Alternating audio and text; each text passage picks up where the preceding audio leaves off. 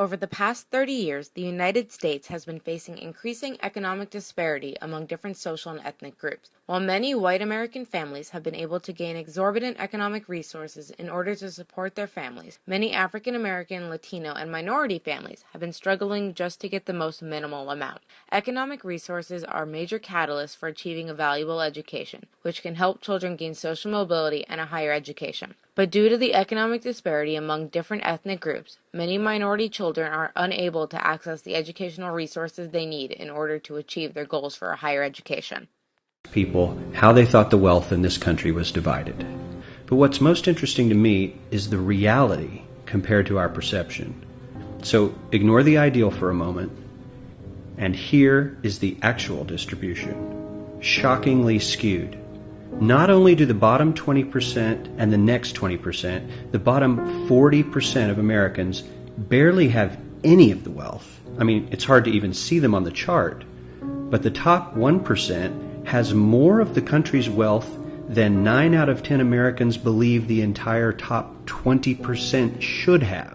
When you look at the data nationally, what you see is a pattern where low-income students and African-American Latino students enter college at rates below those of white high school graduates. But they also succeed in college at lower rates. The current situation in U.S. schools is very unequal.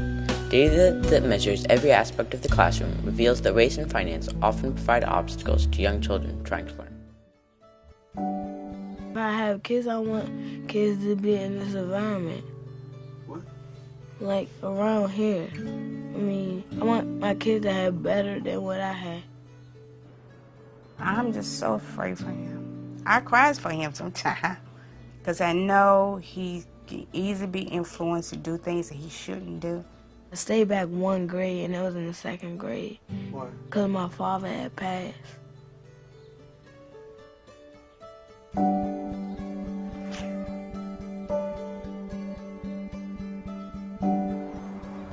Next year, Anthony's class will move up to junior high.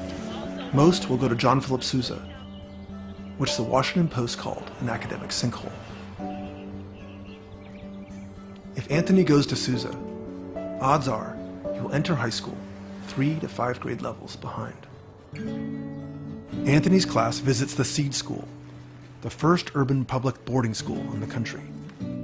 To come to Seed, geography and luck, that's it. You have to live in the district, you have to pull out a bingo ball, call your number. It's bittersweet to me. If I get in, they give me a better chance in life. But if I don't, I just be with my friends. In the previous clip from the documentary Waiting for Superman, students in this DC neighborhood are affected by a poor education which limits their chances of social mobility. As described with a child who has high aspirations for college and a better life for his future, he will be unable to do so with a school that most of his classmates would attend. With limited resources and ineffective teachers, we can see how children with much potential do not succeed in academics. In the lottery system mentioned in the clip, the students have a chance to attend a prestigious junior high school. However, if he is not rewarded this opportunity, he knows that he will not succeed in school. In a poorly run school with limited resources and opportunities, students and families feel a sense of hopelessness that reflects their poverty. What if you are one of the lucky students whose family can afford to live in a school district located in a wealthy community? La Jolla is one of California's most affluent areas and hosts a nationally ranked public high school, La Jolla High. Neighboring Del Mar is even wealthier and hosts another nationally ranked public high school, Torrey Pines High. These schools are funded in part by property taxes in an area where the 2013 median home price is about $1 million and triple the median home price of the surrounding San Diego County as the cost of educating all children continues to rise. Parents and supporters at La Jolla High vowed to conquer the cuts and in 1983 figured out a way around the decrease in public funding by creating a nonprofit 501c3 foundation called the Foundation of La Jolla High School. Parents at Torrey Pines High followed their example 10 years later in 1993, creating the Torrey Pines High School Foundation. I'm the executive director for the foundation. Today we are having Toast to Torrey, which is being hosted by the Pacific Athletic Club here. The event raises money. It's our kickoff event for our live auction that we'll have on March the 31st. and our silent auction that starts on March 9th. All the proceeds from this event and our live event go to benefit what we call Shared Vision. Shared Vision is a fund that benefits every student, so the projects and programs that would benefit every student is our goal today. March 31st is called Pump Up the Volume. It's a live auction, it's a dance, there's a little bit of entertainment.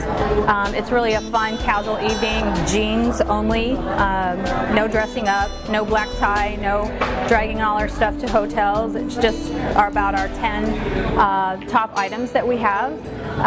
It's just really a fun, casual evening. People get together, parents and friends, and just have a good time. Federal tax documents made available by ProPublica show that these foundations raise substantial sums, primarily from wealthy donors in the community. In 2012, Foundation of La Jolla High School raised over $700,000, almost entirely from individual and family contributions, amounting to an extra 5% in funding per student per year. In the same year, Torrey Pines High School raised over $1.8 million, coming from a nearly equal split between contributions and fundraising activities, giving each student an extra 9% in funding per year. So what does the extra money buy students who attend these better-funded public high schools? Surf PE, dance PE, ski trips, plus language instruction in French, German, Italian, Latin, Japanese, and Mandarin, an array of arts, music, dance, and sports programs, access to more advanced placement classes, and some of the lowest student-to-teacher ratios in the county. When it comes to success in schools, few are given better resources for this goal than those from affluent families. Parents with higher income ensure success by providing the best education and access to educational resources that money can provide. Let's take the Trinity School in New York City, for instance. Ranked by Forbes magazine as the #1 preparatory school in America, this school's tuition costs around $40,000 per year. That's more than the annual fees of some universities. That being said, let's take a look at what this school's tuition includes.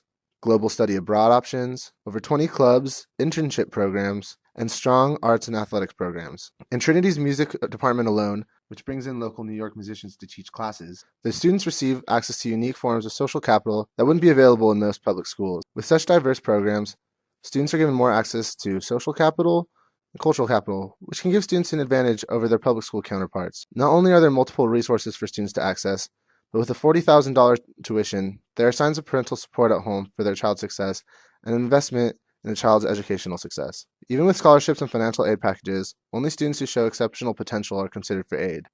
Instead of providing these resources and access to social capital to struggling students from low economic areas who could benefit from these resources, these schools help work to keep the elite at the top, therefore furthering the achievement gap in education.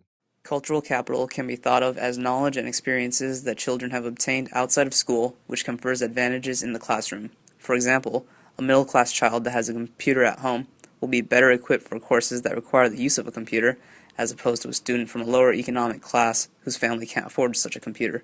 Cultural capital can also result from language use at home. A child who speaks the same language as the dominant culture is likely to have more academic success than a student who speaks some vernacular language form at home. Some schools consider social capital in their admissions process. For example, Fairmont Private School in Orange County claims to have a rigorous admissions process in which a child's academic level and social skills will be evaluated. Children who are raised in a family in which certain behaviors are seen as acceptable at home but not acceptable by the school would have a reduced chance at admission. Economic capital is also a significant determinant in whether or not a child can attend this private school. Annual tuition is about $24,000. This sends a clear message that only those who can pay for the fees are welcome. Lower income students would have no chance at admission. As a result of this admissions process, it is clear that the school seeks to teach behaviors and beliefs of the dominant culture among students who can afford to access this culture. This perpetuates the divide between middle class and lower class students. My name is Anand Murthy. I attended Troy High School, which is ranked number 3 in the U.S. News and World Report in science and math. My family lived outside of the school district for Troy High School.